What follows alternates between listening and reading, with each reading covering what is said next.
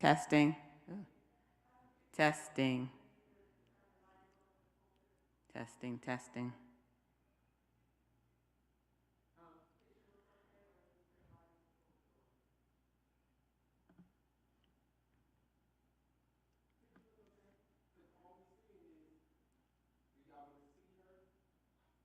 Yeah.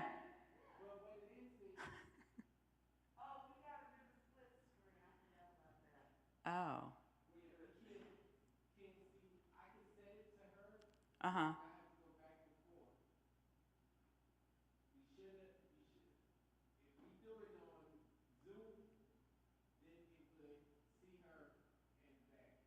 Right. Well, can we just do the intro?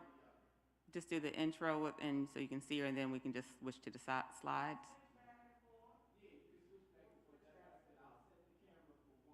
Okay. Okay. Testing.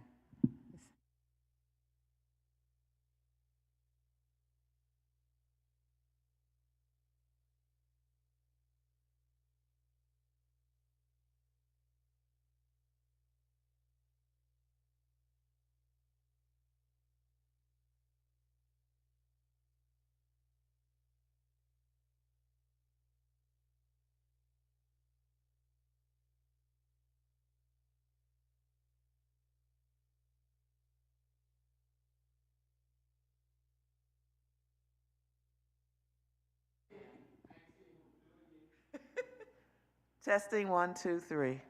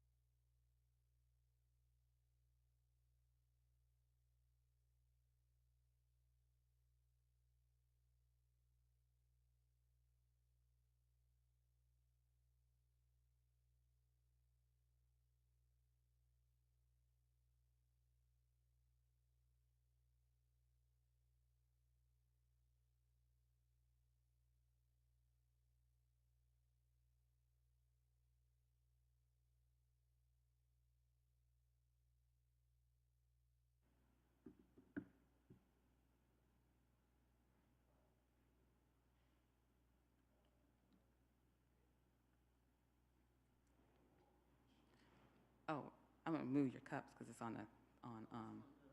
mm-hmm.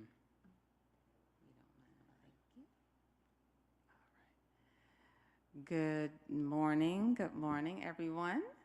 Thank you for joining us today. We have Natalie Williams here, the founder of the Breast Care Foundation, and she is here to give us some, to educate us on breast care, and we know that it's something that is very, very important. So Natalie, we are glad that you are here. So welcome, and I'll turn it over to you.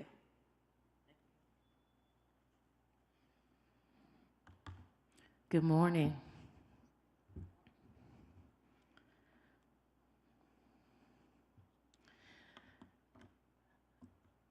First, thank you for this opportunity to share what I know about breast cancer, about breast awareness. My journey with breast cancer dates as far back as I celebrated 10 years, I think 2 years ago. And I am always eager to tell my story in hopes of educating, empowering, and just making folks aware of the symptoms that breast cancer has, and then how to live life after breast cancer for those of us who are fortunate enough to be survivors. So thank you to the women's ministry here at the Second Baptist Church, and thank you, Reverend Knight and Reverend Baxter, for this opportunity. My journey, and I'll go ahead and start the slides here.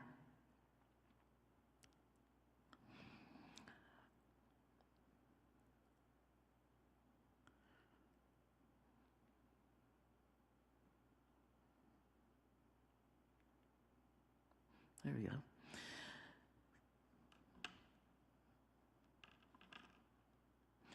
So my journey started in a quite unusual way. At the time, I was very active in politics in Washington, D.C., and I was coming up on my 40th birthday, and my mother was coming to visit with me. And my mom calls me and says, you know, you're getting ready to celebrate your 40th birthday, and now it's time for the big girl test. And so I thought, Mom, what are you talking about, the big girl test? So she's like, you need to go and get your mammogram. And so, you know, as I have often done, as daughters have done to their mothers, I just kind of said, okay, Mom, I'll get to that. And so I made an appointment, and the first appointment I was a no-show for. I made another appointment probably about 2 months later. I made a second appointment. In that second appointment, I was also a no-show.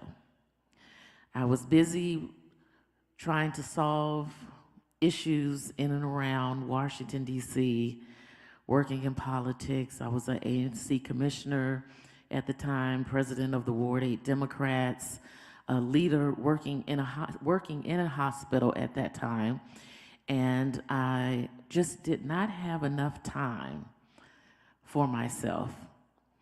I was a no-show. And even on that appointment, I failed to even call to tell them I was not coming.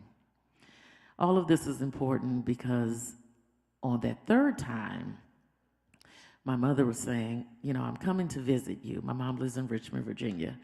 And she says, I'm coming to visit you. And she had been talking up these tests and all. And so finally I said, well, if my mom is coming to visit, I want to make sure that we're not talking about all the things that I need to do while she's here, that I'm having an actual good time.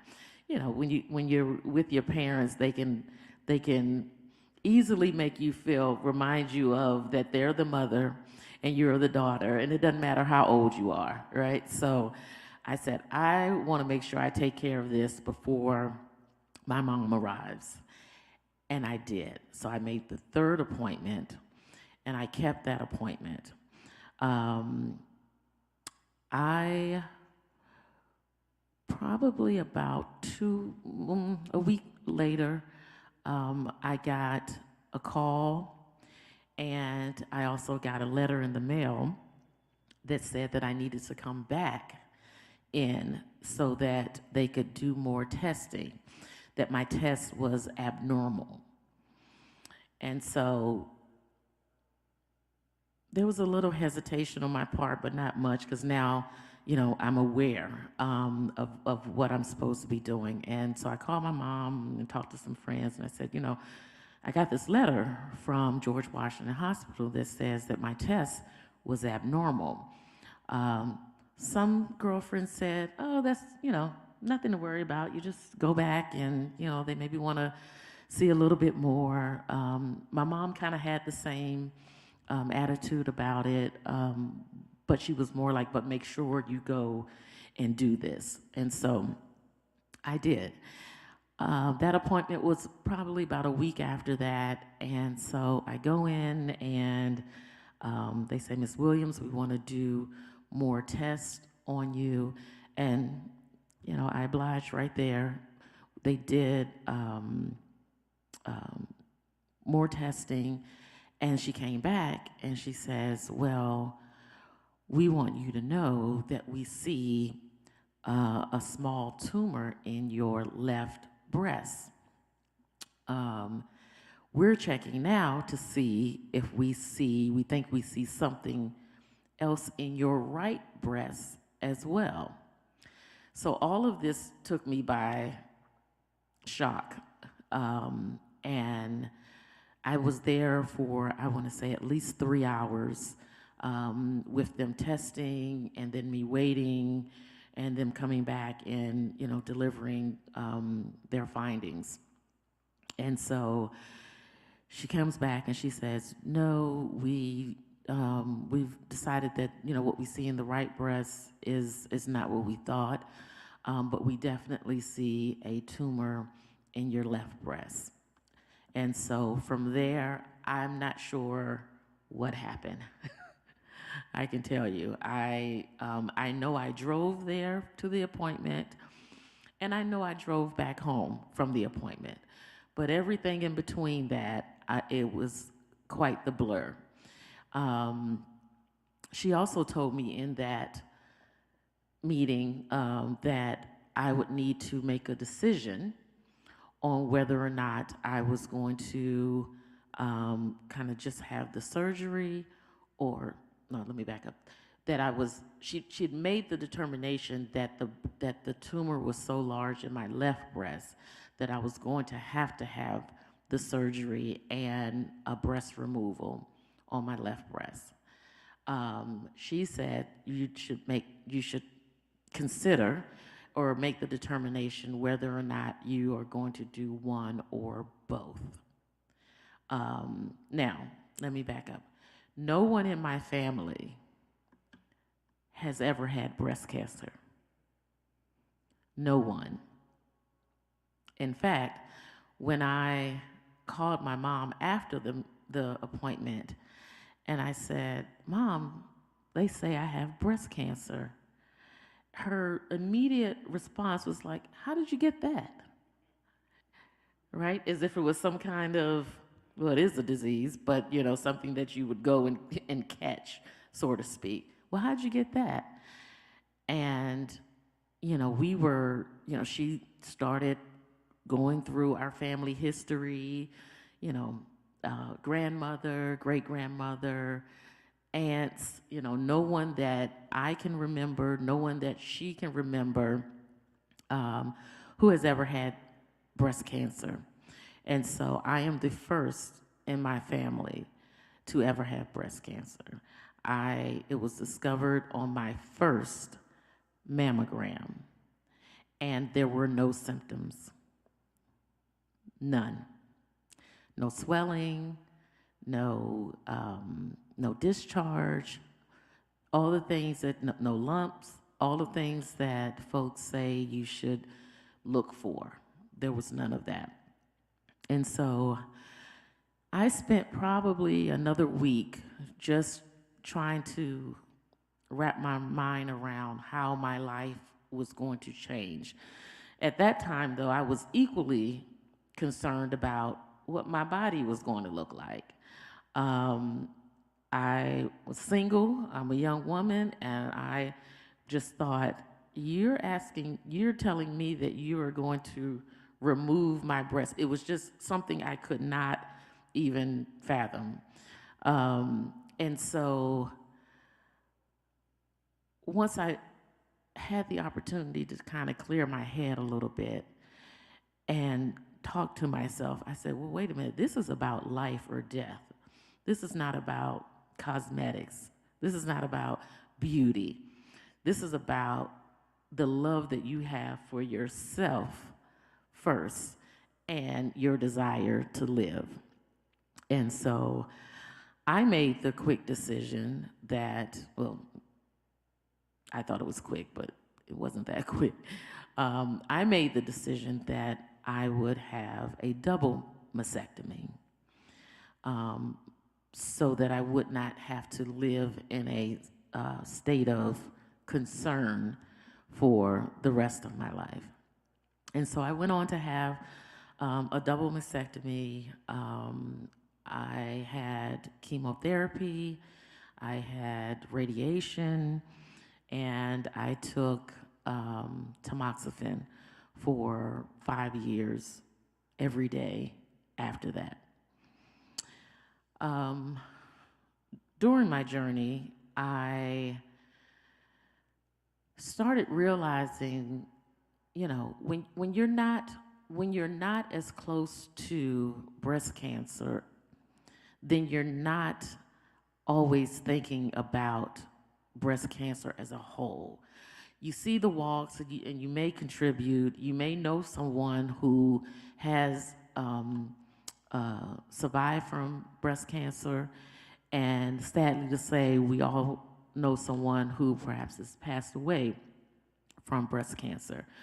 But I was quite focused in on what information I could get my hands on in order to educate myself during this process. And so I started reading and reading and reading, and the more I read, the more I thought, this is not for me. Like, this is not speaking to me as a Black woman. Helpful information, but not things that I could truly understand, right?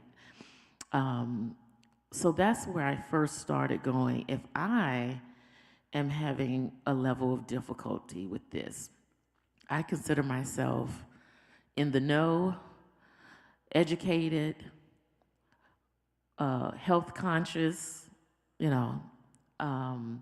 if I am having this level of difficulty, imagine what my other sisters, the population as a whole, who perhaps may be less fortunate than I am, less access to health care, and the resources that come with that. And so my wheels started moving. I went through my entire process, and I thought, I've got to do something at the end of this to at least one time make folks aware of breast cancer and kind of what to look out for, and to talk about my journey. Now, remember I said that I was heavily in politics, and I was in politics in Southeast Washington, D.C., Ward 8.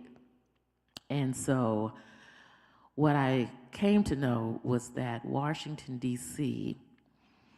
is among the highest states, and I got my air quotes up because we're not a state, has the highest number of breast cancer incidences than anywhere else in the country at the time. Those numbers have changed, but not that much, that I'm going to show you in the slide.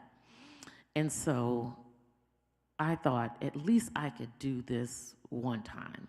My friends wanted to do something pretty special for me on my last chemo treatment, you know, that I had successfully completed that and my rounds of radiation, and I was on my way to being a survivor. And so they organized this, what I thought was going to be this little brunch at my church at the time, Matthews Memorial Baptist Church, on a Saturday, and I show up and there were 200 women there. 200 black women on a Saturday. The church was all laid out. There were 10, rounds of 10s, and they were full. And so we had a wonderful celebration that day. I had invited a council member, Yvette Alexander, to come. She was chair of the health committee for the council at the time. And we just had a great celebration there. Well, to my surprise, after that,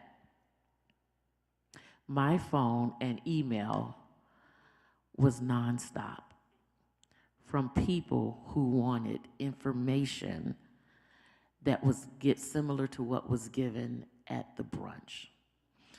And it didn't quite hit me there at that time, but I knew that there was something, that if there was information to be provided, that the folks would come and they would want more. And that's exactly what happened. Year 2, so we decided let's just gather again.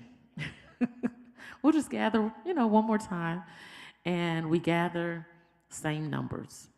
In fact, there were even more numbers because we didn't have it at the church. I actually had it at the Howard Theater, and we made a big deal out of it this time, and had doctors and advocates, and Drew and Lynn Whitfield, the actress, because she has had an experience with breast cancer, not herself, but in her family, and just had a great time. But having a good time and letting it be educational for the women who were there. So you know where I'm going with this. Every year after that, we were doing what we now have called the Bustier Brunch. It has a name and everything now. The Bustier Brunch, an afternoon with the girls. And we had that every year until COVID. And then I was just telling Reverend Knight, it's time seems like the country is open and folks are ready to go and, be out amongst folks. And so now, and only now, am I ready to kind of pick up where we left off. But anyway, that's my abbreviated story. Along with that came a lot of ups and downs, a lot of self-awareness, and we can talk about some of those things along the way in the presentation. So I'll keep moving here. So we founded the Natalie Williams Breast Care Foundation, and over the years we've been fortunate enough to travel and speak to different communities of color. We've also done some international work where we travel to other places where people who don't have this information can easily get it from us. And so we have come to be known as one of the leading organizations geared towards women of color, speaking towards women of color here in, I would say, throughout our region. So let me try to pull this up here.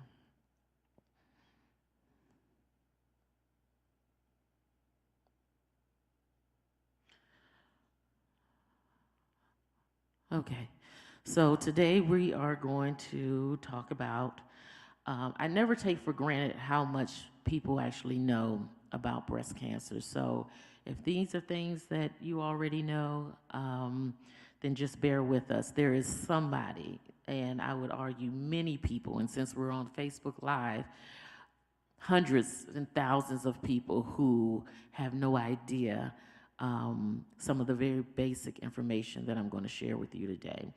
So we're going to talk about what is breast cancer and its bare facts. What are the signs and symptoms? How is breast cancer diagnosed?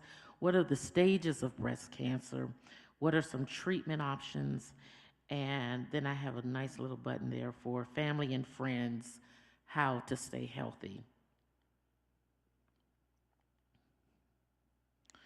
So what is breast cancer? Breast cancer is a group of diseases in which cells in a person's breast tissue change and divide uncontrolled, typically resulting in a lump or mass. Most breast cancers begin in the milk ducts or in the tubes that connect the milk glands to the nipple.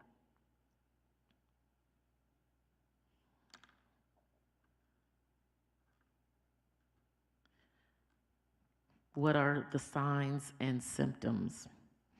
So typically, you may have no symptoms when the tumor is small. Most common signs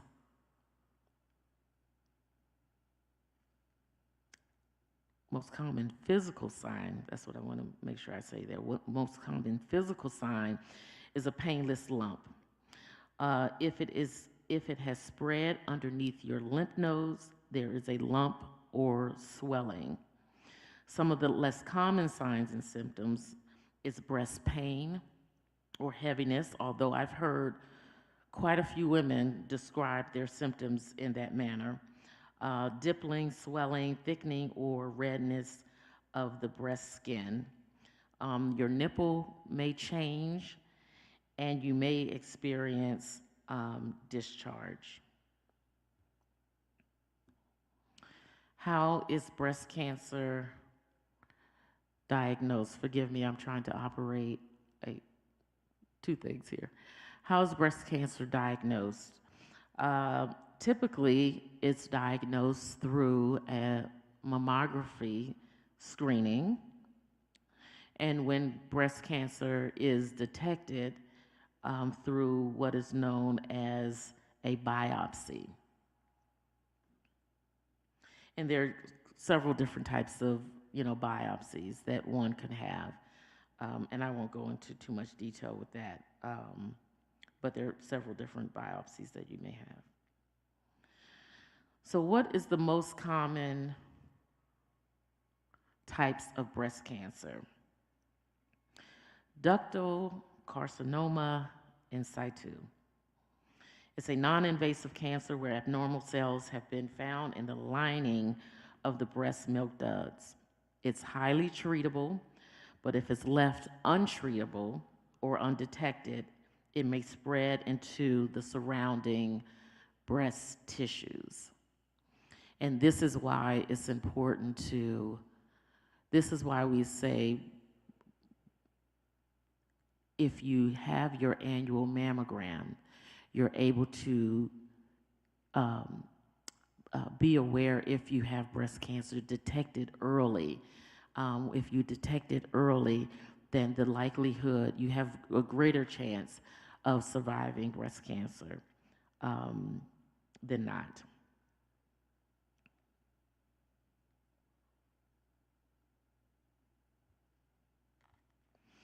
Another most common type of breast cancer, invasive ductal carcinoma.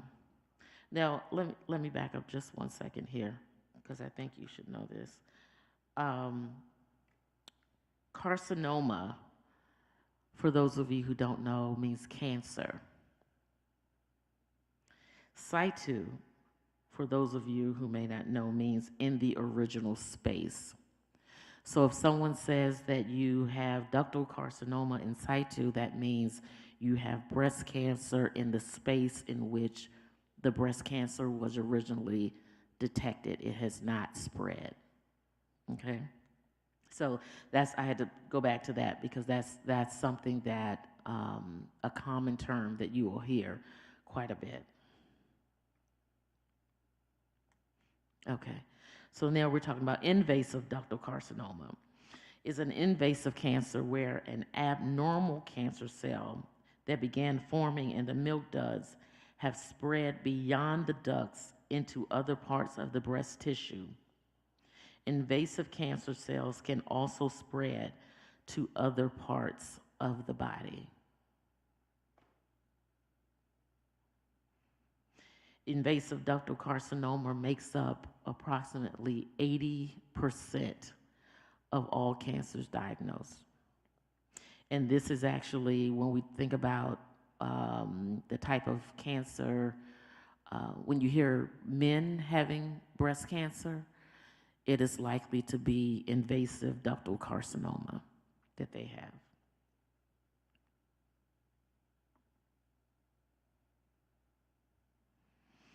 So the picture that you see on the screen here, I try to outline exactly where both of these would occur.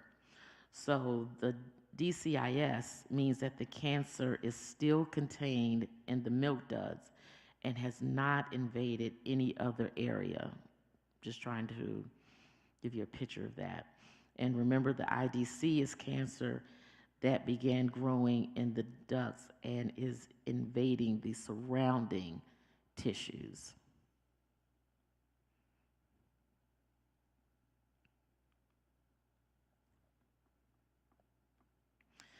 Another type of breast cancer that we're hearing more and more about is triple negative breast cancer. A diagnosis of triple negative breast cancer means that the three most common types of receptors known to fuel most breast cancer growth, we're talking about estrogen, progesterone, and HER2. So those would be the three types that it means that the three most common types of receptors known to fuel most breast cancer growth are not present in the cancer tumor. Now, I'm going to tell you why that's important, because when you think about the drugs that one uses in order to combat breast cancer, you need those in your body in order for it to be most effective. And some people, that's why you are seeing higher numbers of folks with triple negative breast cancer have a very difficult time during their breast cancer journey. And then the last one that I want to highlight is metastatic. I'm sure everyone has heard of that term. We see all types of programs, all types of facilities that really focus in on metastatic breast cancer. And what that means is, well, it's classified as stage 4 cancer. And that means that the cancer has spread to the other parts of your body. This actually includes the lungs, the liver, the bone, and the brain. Metastatic breast cancer, stage 4. The outcome of individuals with stage 4 breast cancer is not that high, but there are times, and I know many people who have survived it, but in comparison to the other stages, to the other types of breast cancer, that's a very difficult journey, and the outcome is not as positive as we would like to see.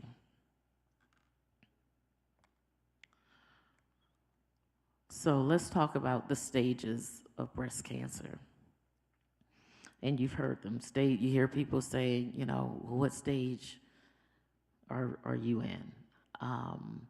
And so this is how it is broken down. Stage 0 is contained to where it started, remember, in situ, and it hasn't spread.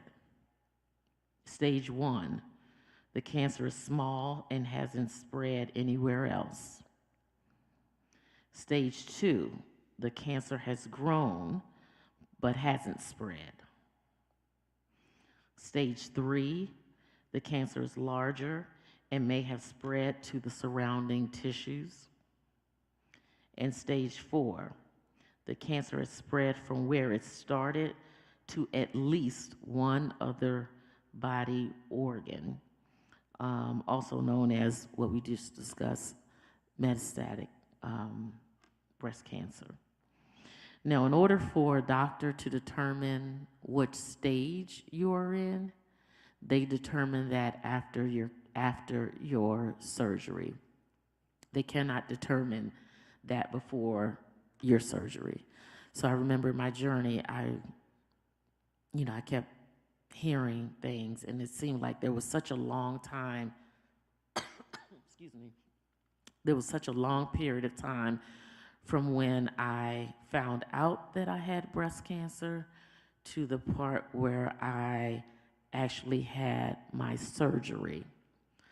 So imagine my mental health during that period. All I wanted was for the cancer to be removed from my body. And they couldn't really answer any questions other than you have breast cancer because I see the tumor that's in your breast, but we can't really tell you what your treatments are going to be after that until we have the surgery. So once they have the surgery, they can tell, did it move into your lymph nodes, or how large it is, and thank you. And so that period alone was very unsettling, agonizing. But as it turned out, I had stage 2 breast cancer. So the tumor had grown, but what? But it hadn't spread. And I was so thankful for that.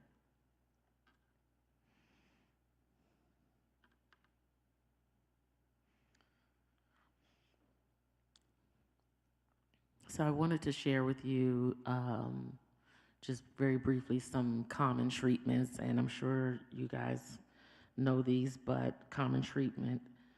Surgery, the primary goal of breast cancer surgery are to remove the cancer and to determine its stage.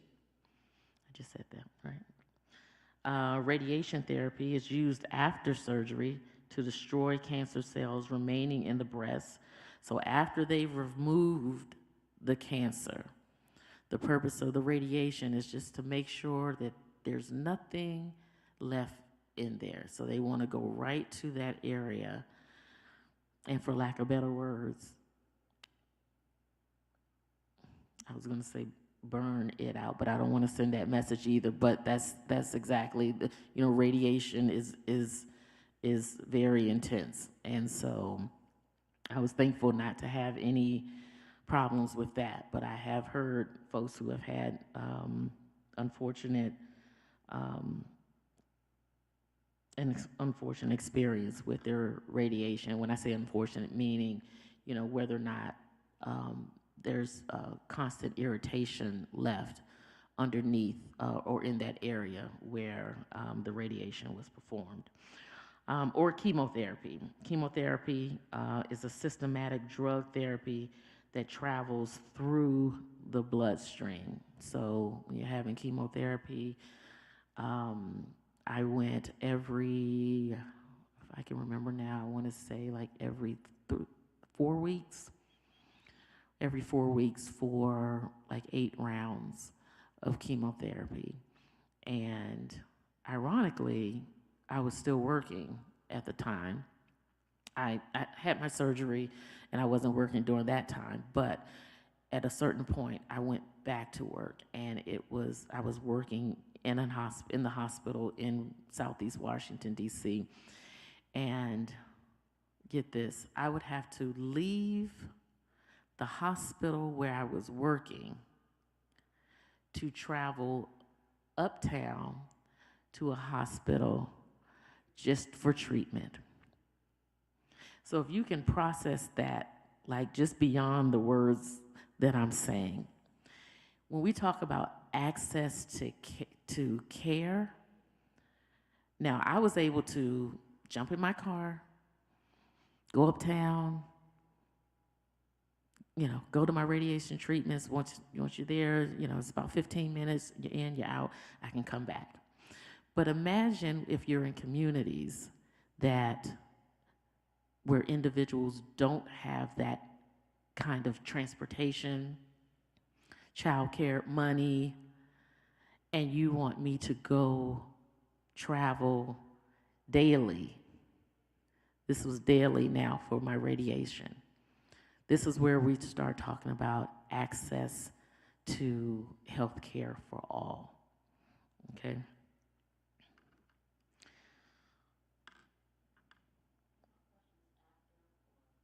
So this is a good time to pause because now I'm going to go into something else. So are there any questions?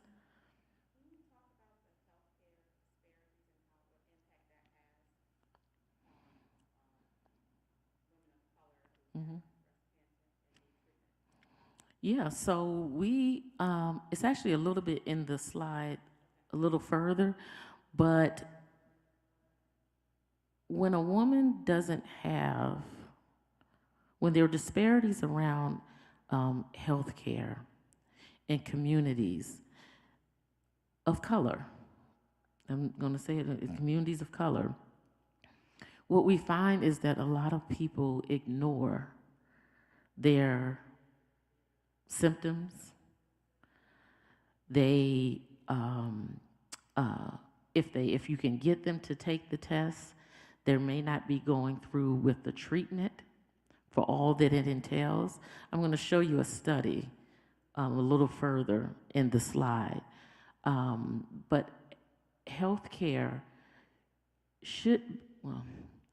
it is universal because now we have, the ability to, everyone has the ability to have some level of health care. But if it were not for community organized companies who offer like free mammograms or, free checkups, then when you think about those communities of people who just don't have the resources, and that could be from anywhere, any types of resources. I can't take off on my job. I can't be gone for 2 hours every day. What they're saying is, I cannot do that, and I cannot risk my job, but I'm willing to risk my health.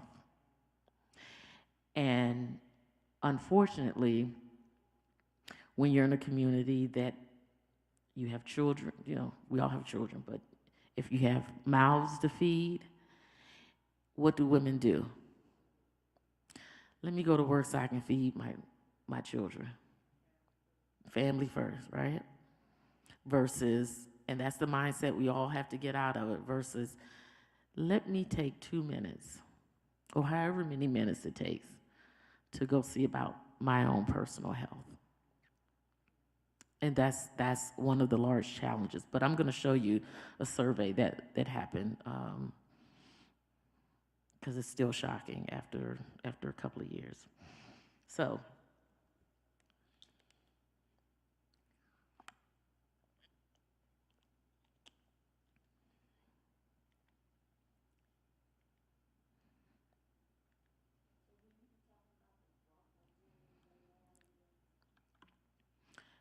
no, but it's important for folks to be tested.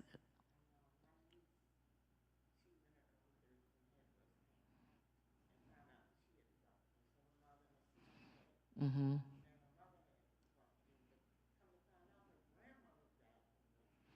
Wow.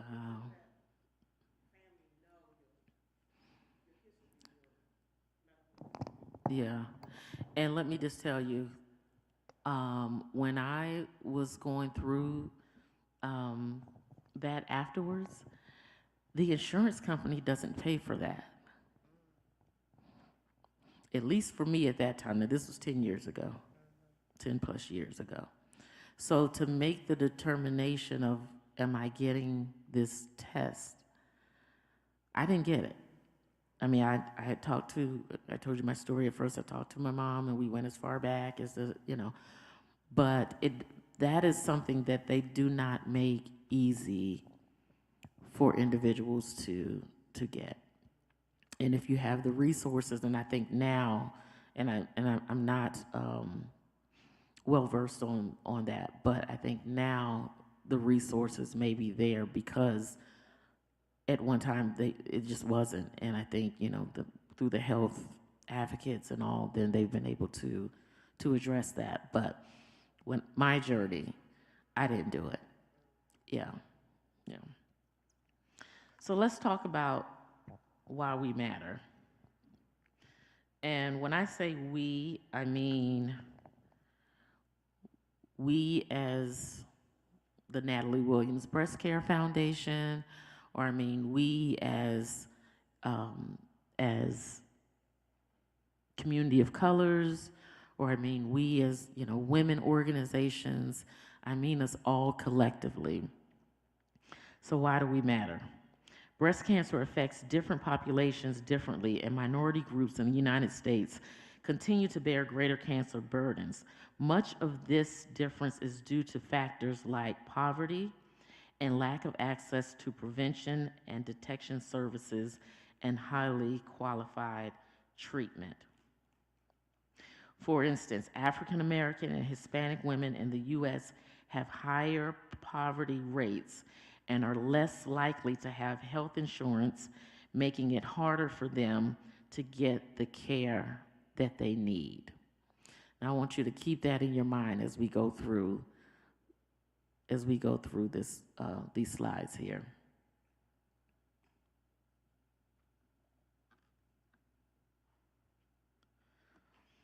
I'm going to show you these numbers. This test, these findings date back to 2009 through 2013. Every 5-year period, they come out with new numbers, and they don't do it every year. So it's like every 5 years. So I want to show you this.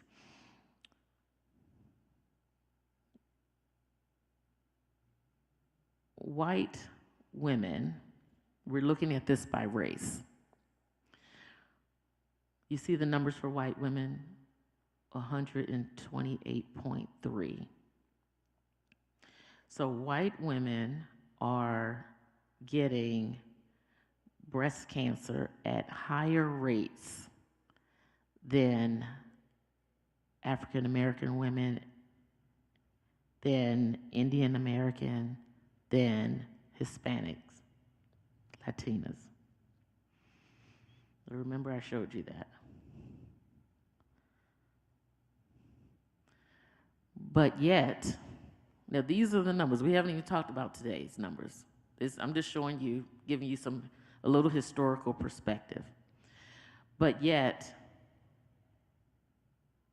Black women, African American women, are dying at higher rates than white women, than anyone else.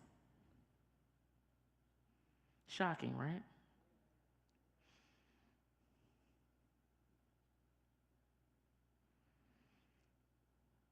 Now I'm going to fast forward to today.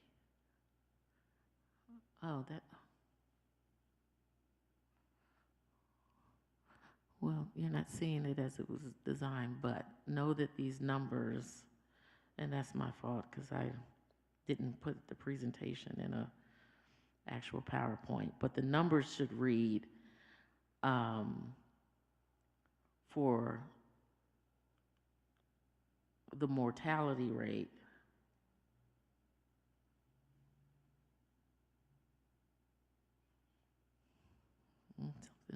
happening here. I'm not sure.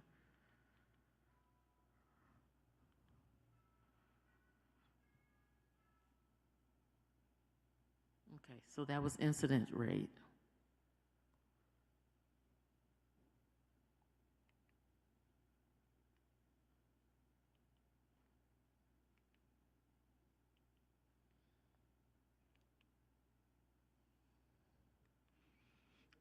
No, it's not moving. Mm-mm.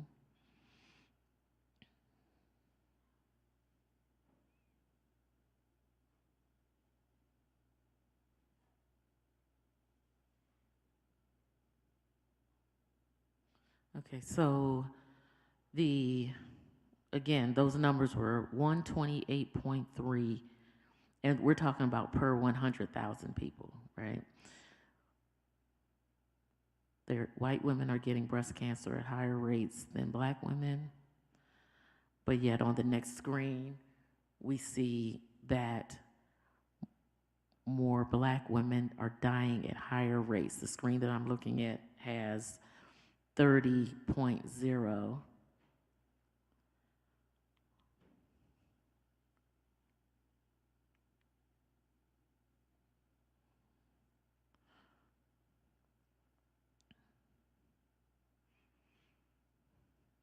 For those of you in Facebook land, we're having just a little bit of technical difficulty here. Slide difficulty.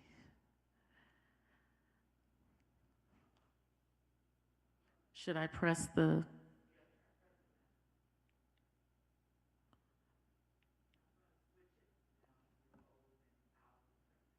Okay, okay. If you could put it on slide 16. We'll take a pause here until we can. There's actually a question in the chat. Okay. Is there a criteria, scenario, or time frame the cancer may or may not reoccur? I'm thinking this is based on each individual's case.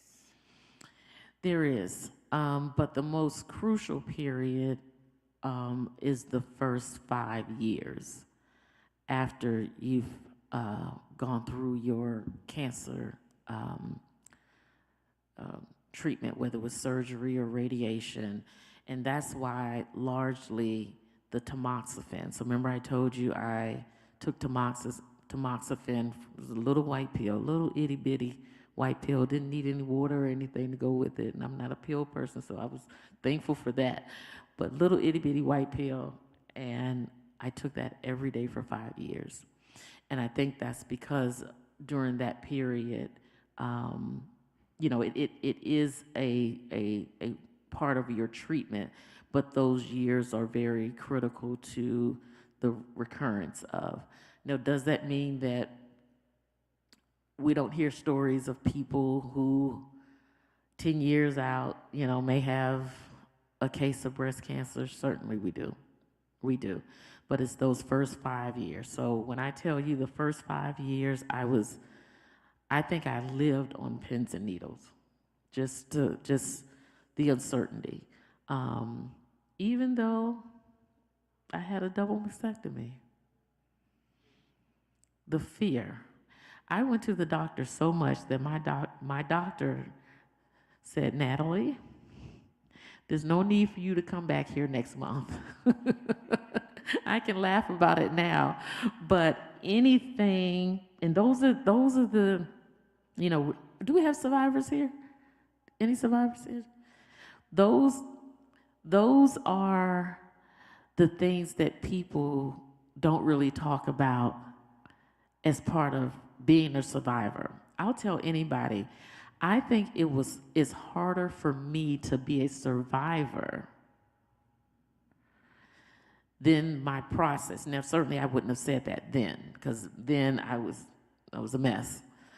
But when you know information and you know what you should and should not be doing, like you know you need to be eating healthy, you know you need to be exercising, you know you need to cut down on the alcohol, you know you need to stop smoking. All of these things that now you become aware of, Now it's up to you. Those who know, do better, right? So, are we ready for the slide? We're on slide 16. 16. Just want to make sure folks see this as we move along. So we can go back 2 or 3 slides. Right there. Okay, so you guys see that? 128.3, 125.1, white women getting it at higher rates than black women. Next slide. Next slide will show you that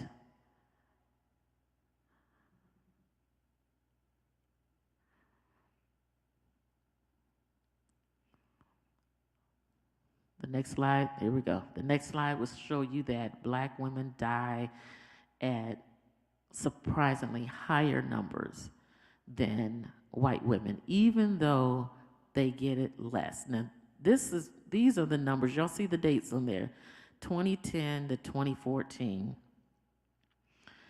Let's go to the next slide. Now, these are the most recent numbers. Still the same outcomes. White women are getting it at higher numbers. You see 133.7. I'm looking at the light pink first. 133.7, black women. 127.8. White women still getting it at higher rates than black women. Now look at the dark pink. Yet black women are still getting it, are still dying at higher rates than everyone else. 27.6 is the number reflected for African American women. That's why we matter. Let me go even further. Let's go to the next slide. Now you probably can't see these numbers, but I just wanted to put numbers in there, and I'm going to read you a few of them. So, Washington, D.C. has the second highest number of new breast cancer incidences at 145.4. Again, we're talking about for every 100,000 population. Only second to Nevada, excuse me, at 185.5.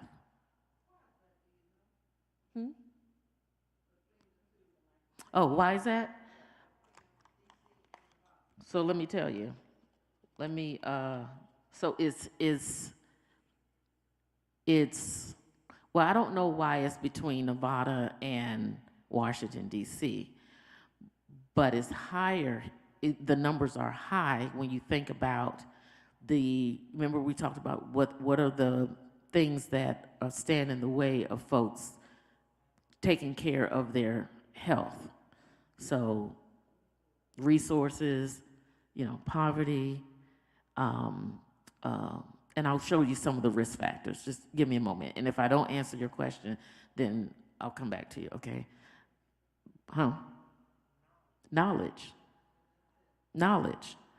So I was going to ask this question in 2 other slides coming up, but you have to wonder, if we can come up with this information, I can come up with this information. If you spend some time at home, you could come up with this information. How is it that we have huge organizations that collect thousands of dollars every year? I'm not going to say the organization's name, but you guys know who I'm talking about. They collect thousands and thousands and thousands and thousands of dollars every year. Are they operating with the same numbers? Now, these numbers are from the American Cancer Society, who is the, gold star of all things cancer. They got the numbers, they do the research, they, put out the reports and everything.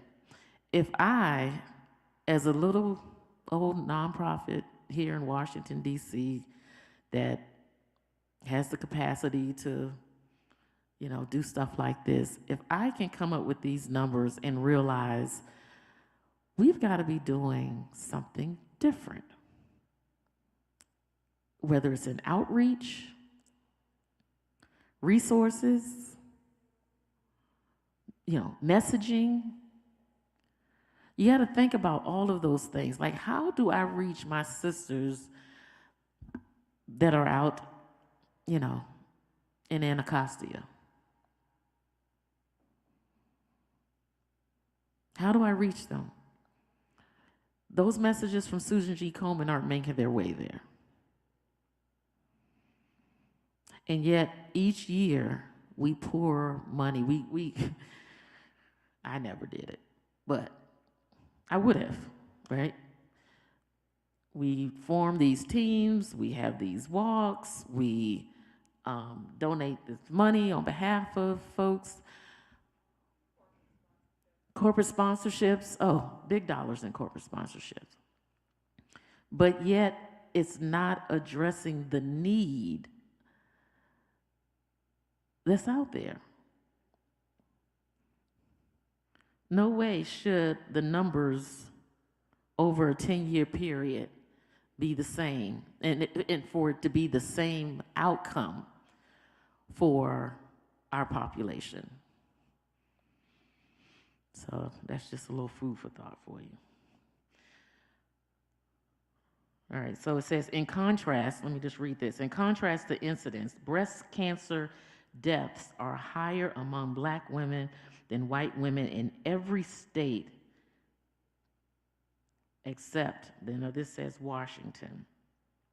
So incidences in Washington, with rates 50% higher in some states and twofold higher in Washington, D.C. That's amazing to me. Pretty sad. Sad, yet true. So the question is, what are we doing? I had someone tell me, and this name I will not mention if I want to, I won't mention this name, but I had someone tell me, this was before COVID, the Natalie Williams Breast Care Foundation would do so much awareness. We did, you name it, we were doing it. And then I sat down with a health official who was very high up, wanting to get their support for partnership in our efforts. And she sat down and she told me, she said, Natalie, you're doing all this awareness. What happens when they find out that they have breast cancer? So I looked at her and I said, that's your part. That's your part. I'm doing my part. I know I'm close to the people. Can y'all see my air quotes? You can take me off of it. Close to the people. So if I'm able to, however I bring folks in, through entertainment, through, hey, let's get out and walk, let's do what folks today would call a sip and paint. However, I bring them in and educate them. When they leave from me, they are aware. I even partnered with an organization that was giving free mammograms, so those numbers were up. And I'll talk about that a little bit later. But I had a whole campaign, Test My Breast campaign. And we saw those numbers just by the information that my organization was giving. We saw those numbers at United Medical Center rise to numbers that they had never seen for mammograms. So at that point, because we were just an awareness type of organization then, so I said to her, then you take the ball. You take it from there. You've got to figure out how what the treatment and the access to treatment will be. That's not my job, that's your job. Needless to say, y'all know that partnership didn't didn't work out too well. So, all right, we'll move forward. So I'm on slide 21.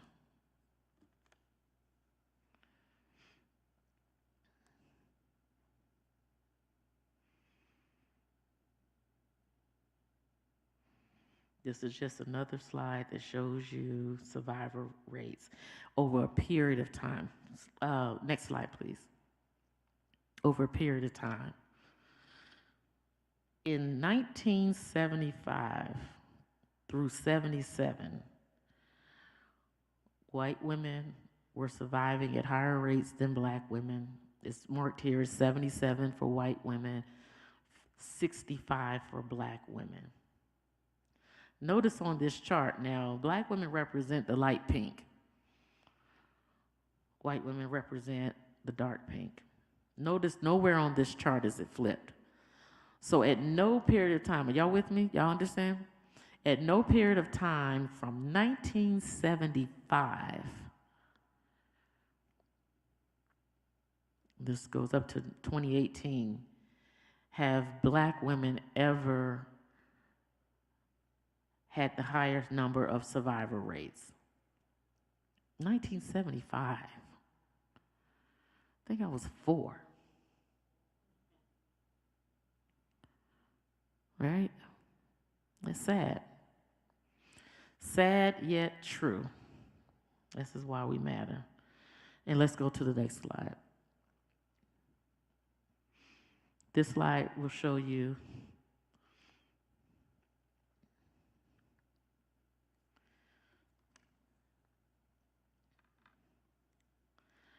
that black women still represent the light pink.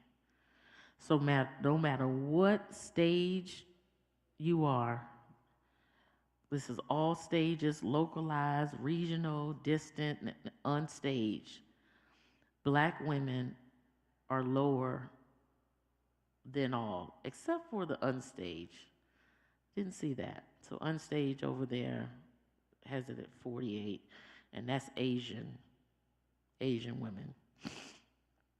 Excuse me, but everything else, in every category, black women. This is why we matter to the conversation of breast cancer. And then next slide, please. So let's look at this from an age. So ages, the light pink represents ages 20 through 49, because I don't know if you guys can see that. The black line represents, it says ages 20, and the dark pink line represents 50 and older. So what this is showing us is that for both, whether it's DCIS or invasive, the numbers are growing for ages 50 and older. 20 through 49, there's growth there, but not as much as for women ages 50 and older. 50 and older.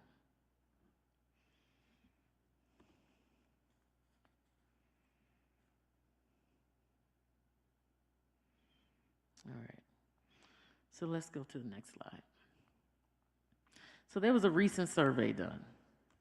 And in this survey, we asked 1,000 women,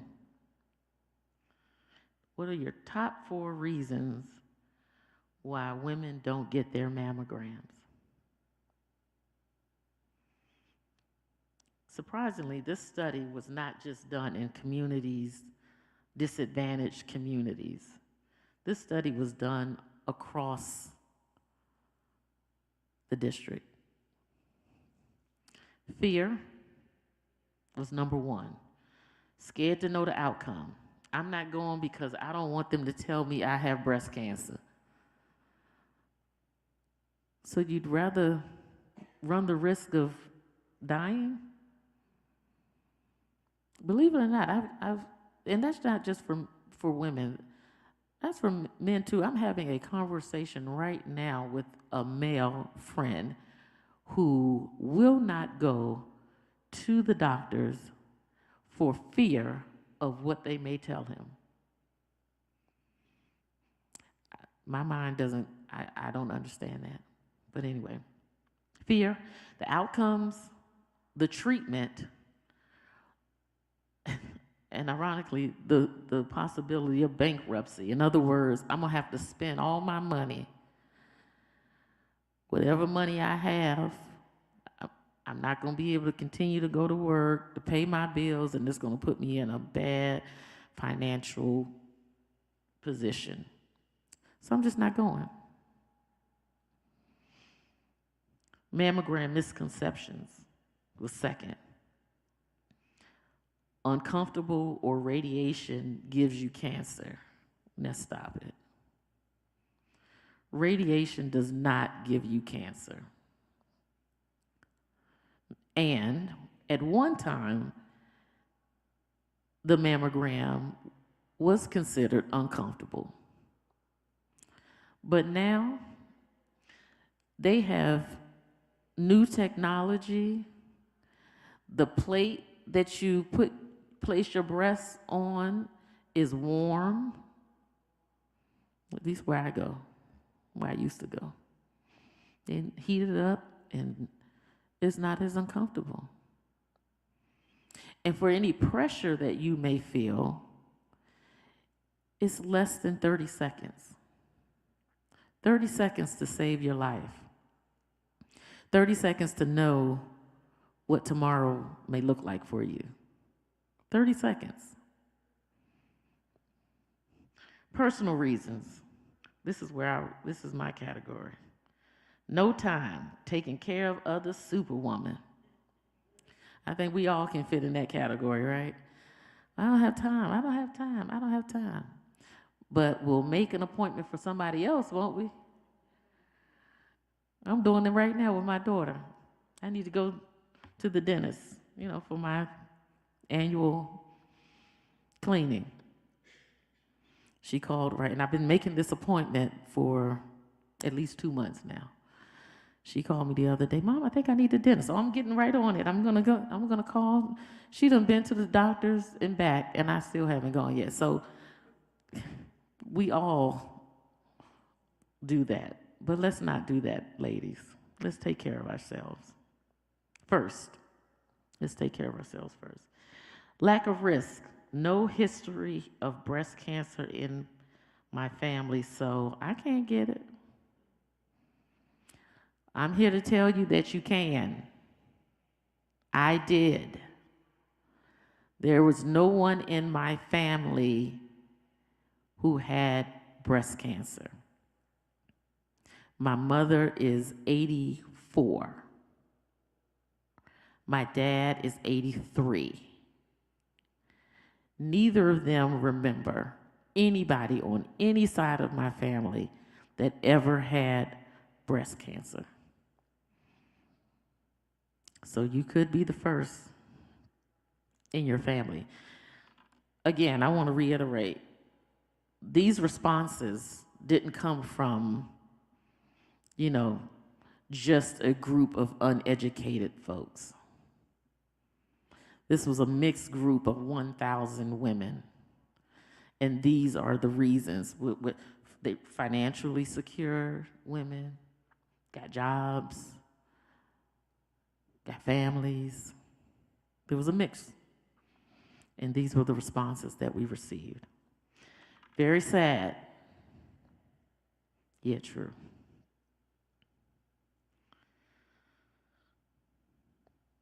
All right, so let's go to the next slide. Excuse me. So what are the most well-established risk factors for breast cancer? So I think this is going to answer your question, ma'am. So first, family history, right? So women and men with a family history of breast cancer, especially in a first-degree relative, meaning your parent, your child, or your sibling, are at an increased risk for the disease. Compared to women without family history, the risk of breast cancer is about 2 times higher for women with one affected first-degree female relative. So in other words, if you're at a higher risk if you have a mother, child, sibling, aunt, somebody in your family, you're already at a higher risk. So you need to get checked. Personal history. And by personal history, we're talking about 5% of breast cancer survivors will develop a new breast cancer, with 70% of these occurring in the opposite breast. So people ask me, why did you get the other breast done? Because that 5% that's still out there, I didn't want it. One population-based study found that Black and Hispanic breast cancer survivors have a 44% higher risk. 44. So even the 5%, that's in general. But for a Black woman, you have a 44% higher chance if you had a personal history of it. That's sad, yet true, right? So let's talk about medical history. So type 2 diabetes shares several modifiable risk factors with cancer, including, in other words, if you have type 2 diabetes, chances are you share in the same risk factors that cause your type 2 diabetes. Those are the same things that could cause your breast cancer. So including excess body weight, poor diet, and lack of physical activity.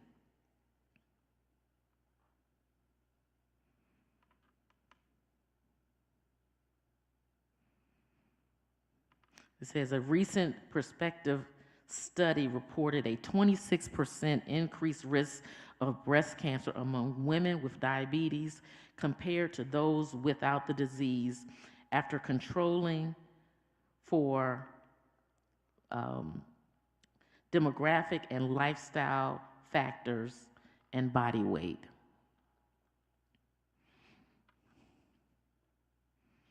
So we got to watch what we're eating. We got to watch our body fat. And we got to get more physical activity. And by doing those, you're addressing both type 2 diabetes. I won't even get into the numbers with type 2 diabetes for African Americans. You guys know that that's outrageous. That's right. All right, and some other things, environmental factors, radiation, chemicals, and pollution. Now, there's some talk about, I saw a recent study, and even some commercials lately about women who have permed their hair over the years. Have y'all seen that? Yeah, so there is some correlation between the products in a perm and getting cancer. And I guess now they're trying to explore that. And so I saw a commercial not too long ago. They're asking women if you used perms over the years and had breast cancer, give us a call. So we'll wait to see with that. So, but doesn't that put black women at a higher rate? That's why I put my wig on now. I stopped the perm. Just put the wig on. But these are things like you need to be aware. We need to be aware, right?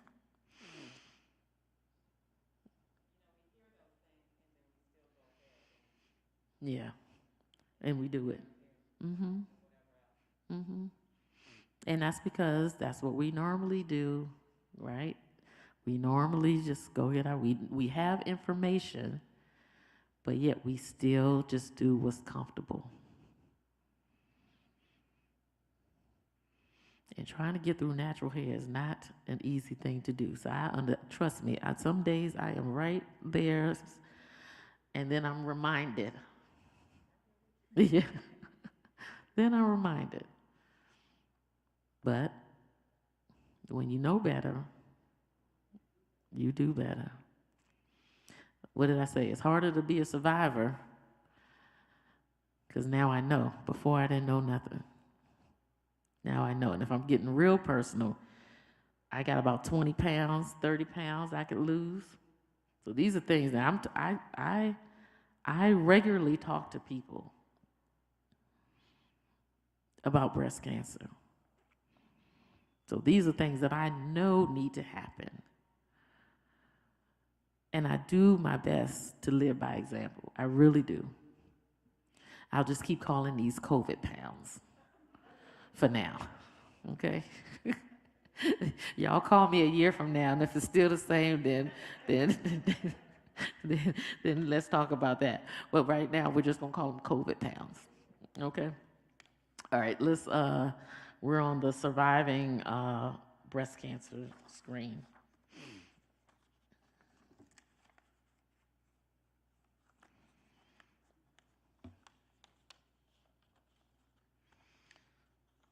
So, like, there are things that we can be mindful of, and we're already talking about them.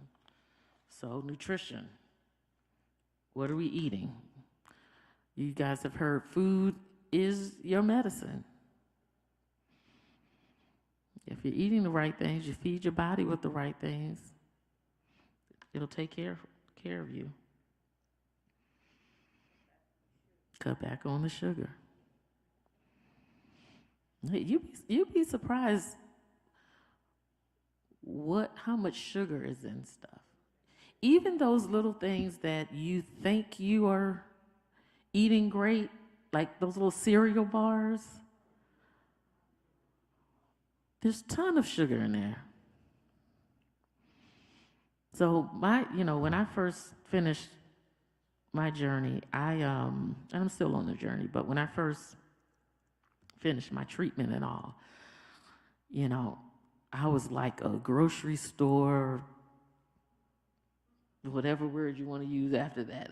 I learned that if you stay on the outer perimeters, y'all heard this before? The outer perimeters in a grocery store, that's where the healthy stuff is. When you start going down those aisles, everything. When you start going down those aisles, that's where you get in trouble. So for the longest time, I was a border shopper, I don't even know what words to use, grocery shopper.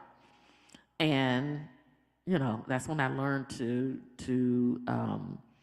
the value of smoothies. Well, my mom, during my process, and I was having chemotherapy, I could not keep any food down at all. Didn't want to eat, and if I ate, then I just couldn't keep it down. So my mom actually introduced me to smoothies, and she was like, drink this. And it was easy because there was a straw, and, I would just drink it, but it was full of everything your body needed. Everything. And that's something I remember, still to this day. You can make a really good, healthy smoothie.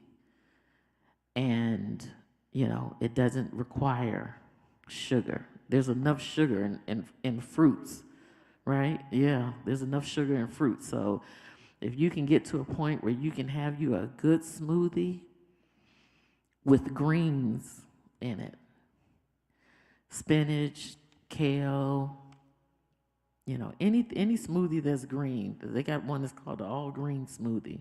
It's not the best tasting one, but it's not the worst tasting either. And now I eat and drink my smoothies not for the taste, just for what I know I just put in there. The nutrients. Yep. So,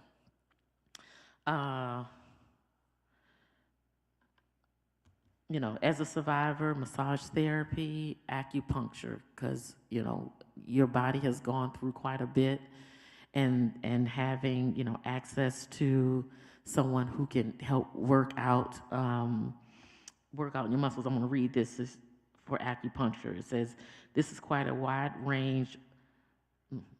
quite a wide range of symptoms that come from having cancer and receiving cancer treatment, and acupuncture can help to return the body's systems to a healthier place so patients can eat, sleep, breathe, and move better. Studies have shown that acupuncture can help reduce post-chemotherapy nausea and offer significant improvements in treatments related to pain, fatigue, inflammation, and overall well-being. So, believe it or not, and acupuncture is one of those things that insurances used to not pay for, but I think now, depending on what insurance you have, they do pay for it. All right, so let's see, limit alcohol and tobacco intake. I'm like, does that mean like no wine? I wonder what that means. No. It means to limit it. Doesn't mean that you can't have it. It means to limit it. Tobacco, I just wouldn't do at all. Like, I don't play around with tobacco at all. Reduce your stress. We can have a whole class on that, but reduce your stress at work. You find your boundaries, and have folks appreciate your boundaries, right? Friends and family. Through my process, I wouldn't say I gained any friends, but I definitely lost some. Oh no, don't feel sorry for me. They needed to go. They needed to go. You were causing me way too much stress. Way too much stress. You just have to define your boundaries, and then, people treat you how you allow them to treat you, right? So if you always letting somebody come in and, need every second of your day, every moment of your day. I used to tell my daughter, when I get home, the first 15 minutes belongs to me. Just let me get home, right? So you have to teach people how to treat you. Join a survivor support group. It's always good to talk to other survivors. You are not alone. Your experience can be, while it's different, can be very much similar to someone else. It's helpful to see how other survivors are managing and coping through being a survivor. That's so important, so important. And then mark your calendar for your mammogram. The easiest way to do it is around your birthday, when everybody's turning up, as they say, for your birthday. Have your appointments that the week after, the week leading up to it. That's always a good place to start. All right, we're almost done. So I'm on slide 27. So I told you, a little bit about the Natalie Williams Breast Care Foundation, and just want to make you aware of some areas that we focused in. So I mentioned the Test My Breast Awareness Campaign. This is a national campaign where we encourage communities of color to test their breasts. I remember when we first started thinking about the name of what we wanted the campaign to be, and my board of directors, some of them were so just, so affluent that, you could hardly tell them anything, some of them. And so we were like, and the other half was like, just cool, right? So we were like, let's name the campaign. And so somebody threw out the Test My Breast campaign. And you should have seen the look. You know where I'm going. Oh. So, and I thought about it. So, of course, I'm the deciding person in it. I said, you know what? That's the perfect name for it. Because that's exactly what we want folks to do. That's exactly what we want folks to do. And I'm telling you, that name has gone from here to we were in Gambia, Africa, and told the women there, and they were talking about it. I used to work down at the city council. I would have council members saying, "Test my breast," and I'm at work, so but it was something that rolled off of people's mouths, and everybody on my board, we've come to all appreciate it and love it now, and we've seen it do great things and all, but that's exactly what we want to happen. We want you doctors to test my breasts. We want women to do self-breast tests, right? We want to test our breasts. Educational workshops, breast care continuum support, the Boussier brunch, we already talked about how that came about. The Test My Breast 5K Walk and Wellness Fair, that's a wonderful event that we will be having next year. And that welcomes, last time we did it, we had almost 600 walkers. Now that's not Susan G. Coleman's numbers, but 600 Black women within the DC area coming out for a cause, and the last time it was raining, so go figure, those permed hairs and all. We had a great time of awareness with vendors, health vendors, and partnerships that allowed folks to sign up to get a mammogram. So it was just outstanding. And then Operation Love. Operation Love is when we're aware of individuals who are fresh out of their surgeries or have gone home to their homes. Then these are just little care packages that we offer to them and their families. The smallest thing goes a long way. The smallest thing. When I tell you I lost a friend, there was one friend who said, "I just didn't know what to do during this time." We talked about it, but I had another friend that just came and just sat. We didn't have to do anything.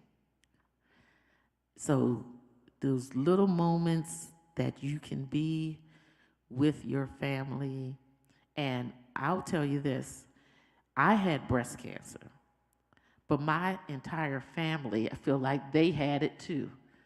because the level of support that was needed for me during that time.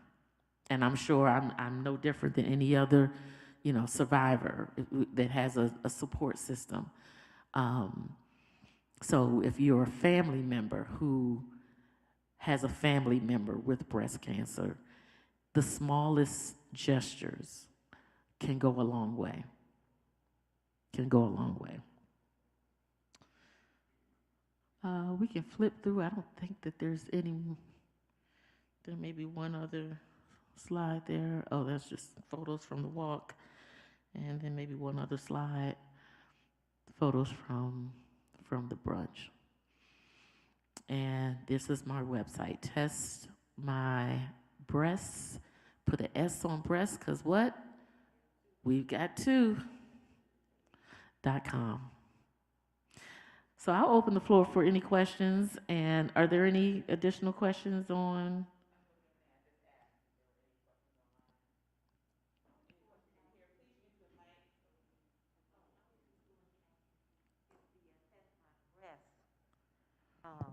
Wasn't a free initiative. Free admissions for the, I can,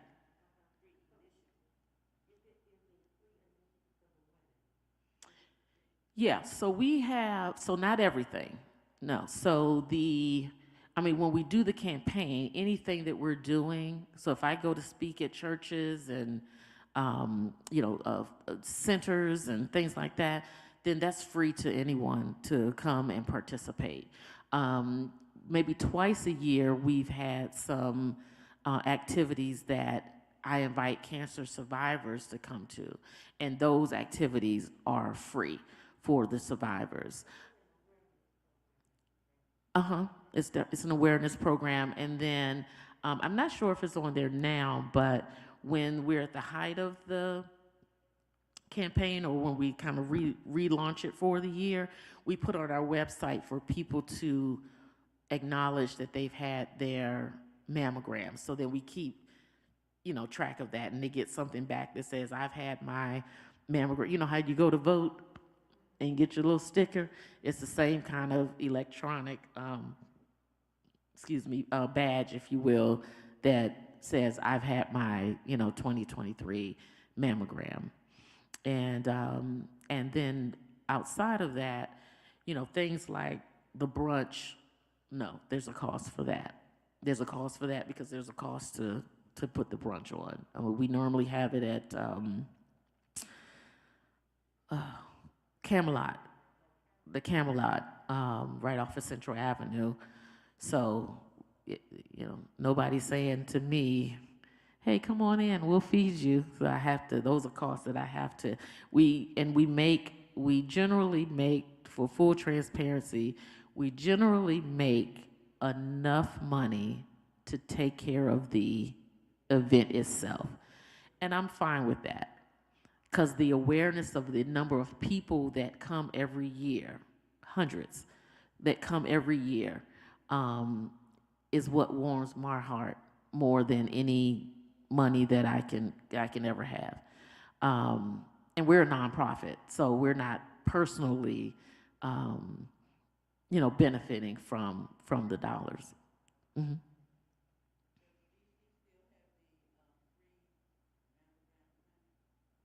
In Southeast, yeah, that's still there. I was trying to think of the name, but it's off of Martin Luther King on the Southwest. On the south, if you take Martin Luther King all the way down, it's on the Southwest side, and they do still offer free mammograms. No, George Washington. So George Washington, they have their mammogram mobile, their truck, and so you could find them anywhere. And I think when you see that, you can sign up to have your mammogram. If not, I don't know if they do like self test there, right on site. Mm-hmm. Yeah. Normally, if you see a mammovan, then they can offer you the self breast test, or sign you up for an appointment.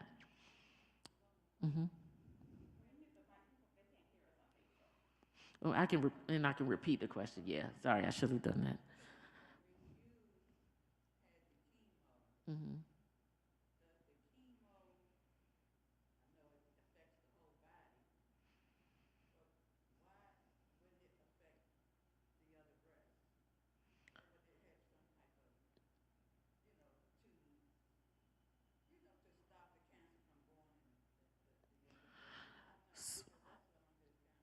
Yeah, it makes you think. So and that's a great question. You're asking if you have breast cancer in, let's say, your left breast, and you take chemotherapy, which chemotherapy travels through your entire blood system, then how come it's not treating that other? How come it's not treating that other breast? Now remember, the surgery is what removes the tumor, right?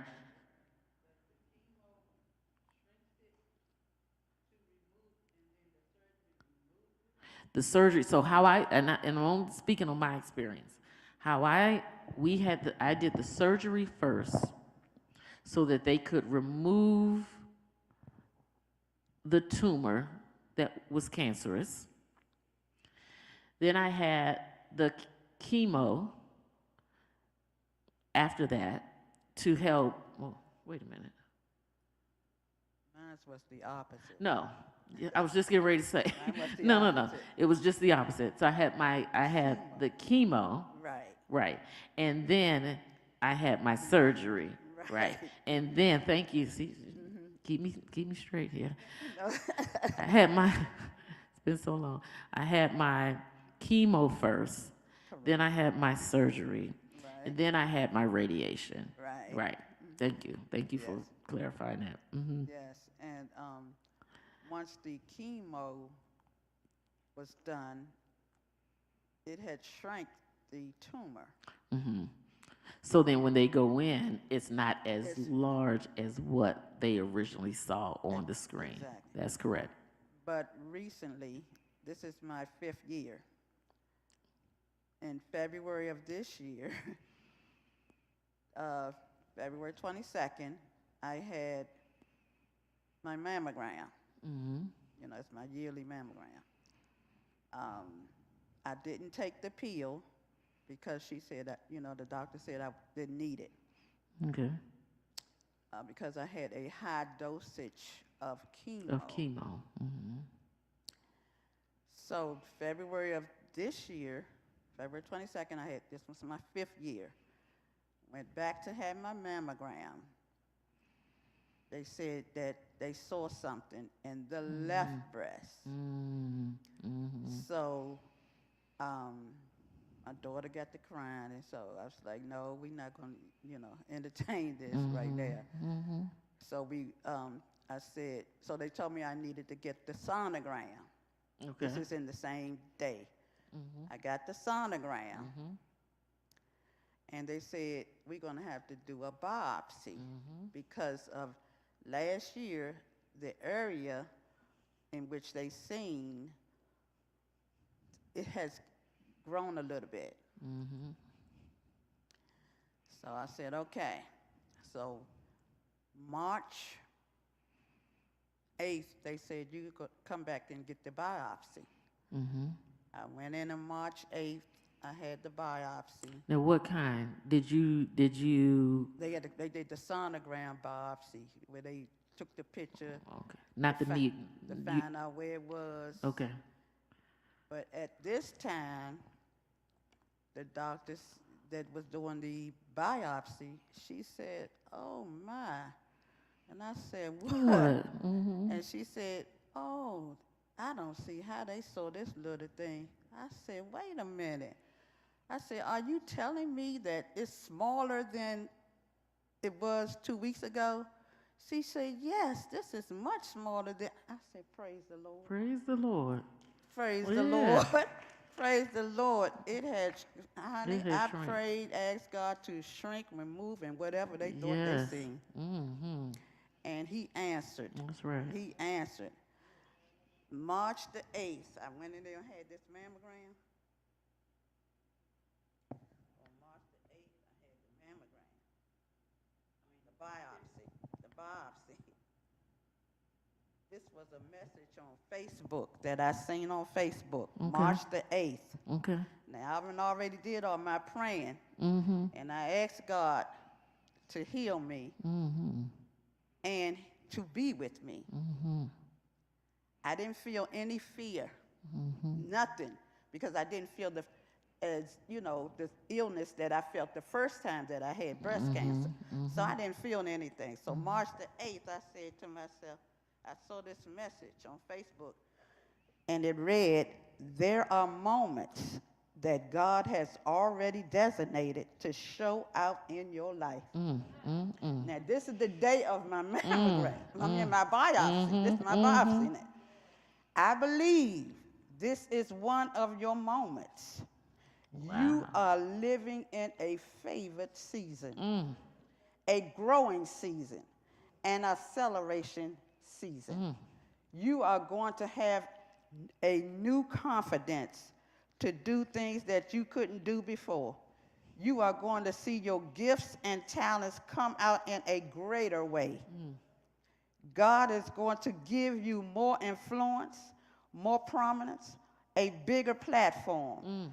His face is going to shine down on you and cause you to stand out. Now here, this was March 8th. They say come back on the 13th to get your results. I went back to Georgetown. I didn't have no fear.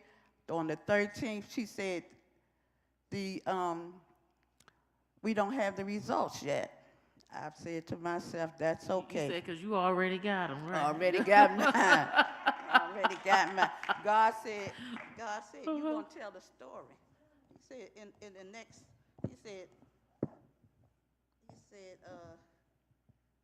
God says that you are going to be telling a different story very, very soon. A story of how miracles have found you.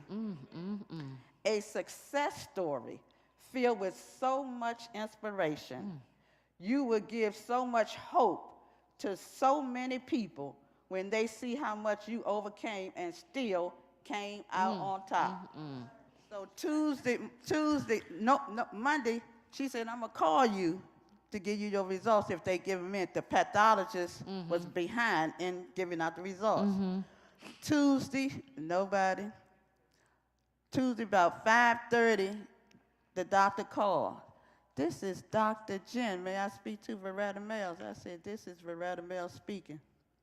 She said, I wanted to call you because I knew you was like, you didn't want to go through this no more.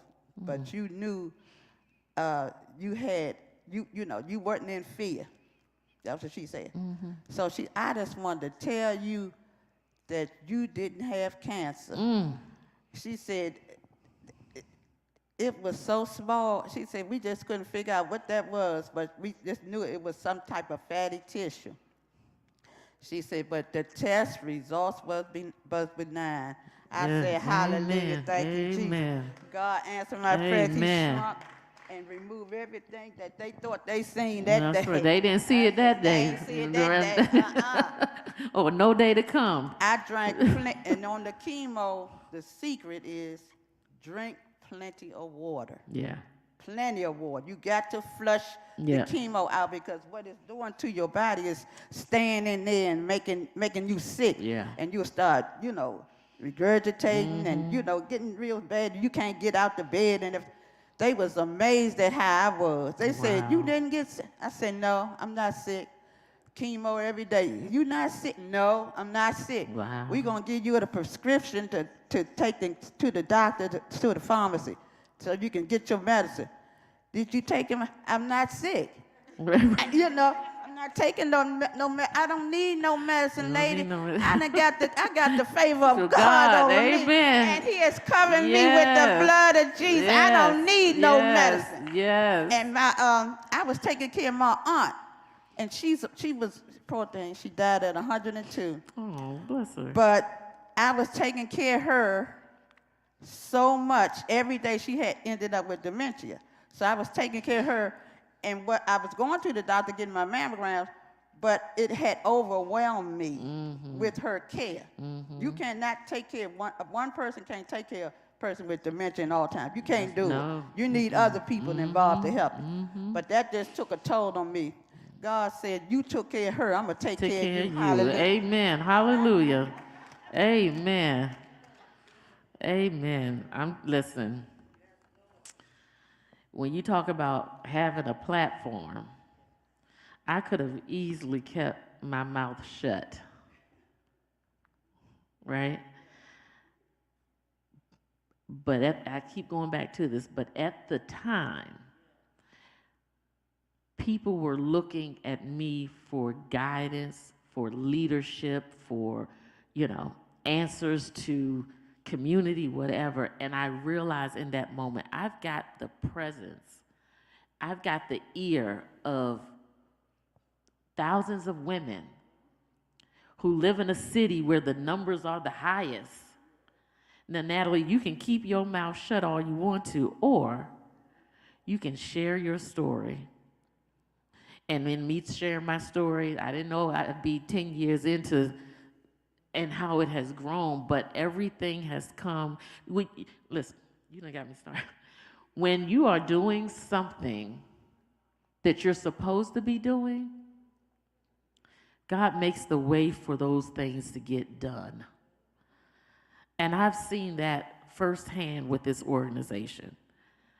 Like I'm not someone who's able to raise a lot of money. I know a lot of people, but that doesn't mean everybody gonna give you money, right? I have developed relationships easy to make sure that we're continuing to do the work that we know that needs to be done in the communities of color. And so, for as long as I have the capacity to do it, I'm going to be doing it. And I really, for those organizations that, like, I challenge, and whoever's listening here, right? I challenge those organizations who are making millions of dollars, on the backs of the stories of being a survivor, right? There's nothing wrong with that, but let's really talk about and start addressing those areas that are where you see those numbers are the highest. And then let's figure out what kind of campaigns and what kind of messaging and different outreach strategies that you're going to take in order to reach those people. If I'm let's just say if I'm speaking, if Spanish is my first language, I don't know what you're talking about if you don't translate it into Spanish for me, right? If my vocabulary is not as vast as the folks who are sitting around the boardroom who are making the decisions, then when you print out something, it doesn't resonate with me. So one thing with our foundation, it's called the Natalie Williams Breast Care Foundation, but for short, we call it the NWBCF. Because me saying my name 1,000 times during the day, so we just, NWBCF. But we intentionally look at our brochures, our messaging, what we put out, and the communities that we hope to have an impact in, and making sure that it balances out. Like, we're giving you the facts, that everything you need to know, but we're giving it to you in relatable terms.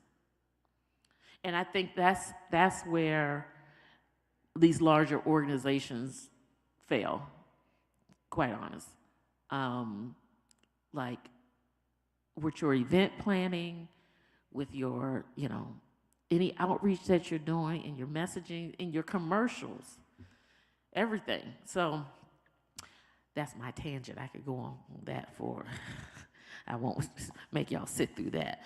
But anyway, I hope that this was informative for you all and for all of you who are watching via Facebook Live. Please feel free to reach out to me. You can do so at Natalie@testmybreast.com, Natalie@testmybreast.com. And we are actually now starting to welcome survivors to tell their stories. We've got some outreach calendars that will be coming. We didn't do a COVID year, but we do a calendar for every month that you celebrate, you know, a survivor, and they tell their story for that. It's full of great information on, you know, how to be healthy, good reminders for, health and wellness things in your life that you can put on the calendar. But anyway, if you're interested in being a part of that, then feel free to email me again, Natalie Williams, Natalie@testmybreast.com.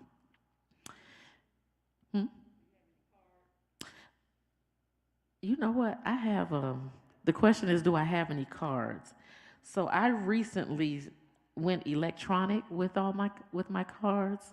So I would be sure to give you my number, and I'll say it here, 202-904-9466.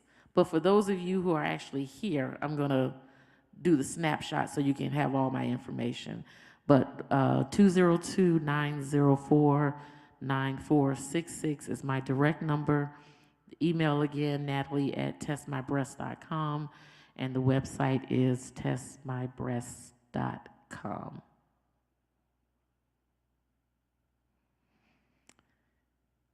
Have I covered everything? I think so. Any other questions? If there are no other questions, then thank you, and thank you for having me here today. I do appreciate it.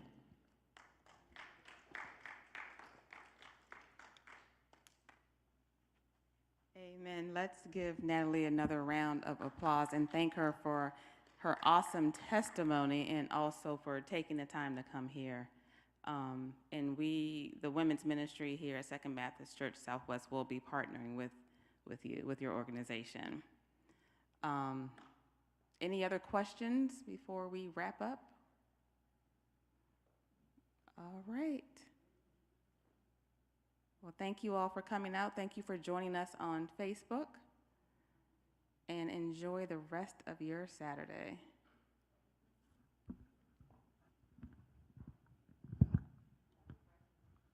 Oh, and we do have refreshments.